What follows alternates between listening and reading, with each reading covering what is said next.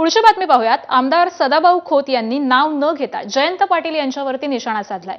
हे सत्तेविना जगू शकत नाही, थोड्याच दिवसामध्ये ते भाजपमध्ये येतील असं विधान करत त्यांनी राजकीय वर्तुळामध्ये खळबळ उडवून दिली आहे। घड्याळाचे काटे आता उलट्या दिशेने फिरू लागलेले आहेत, त्यामुळे अनेक नेते हे अस्वस्थ असून ते लवकरच भाजपमध्ये येतील असं सदाभाऊ खोत यांनी आपल्या भाषणामध्ये म्हटलंय।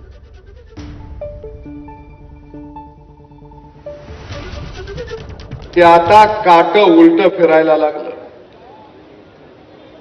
ते लय दिवस तिकडे बसणार नाही, थोडे दिवसात बाबा ते भाजपमध्ये येतील। त्यांना बघा तुम्ही घ्यायचं का नाही घ्यायचं, कारण ते सत्तेविना बाळ जगू शकत नाही। ते वाट बघायला लागले उडी कवा मारायची। एकीकडे विरोधी पक्ष ईव्हीएम वरती कडाडून हल्लाबोल करत पुन्हा मतपत्रिकेवरती निवडणुका घेण्याची मागणी करत असताना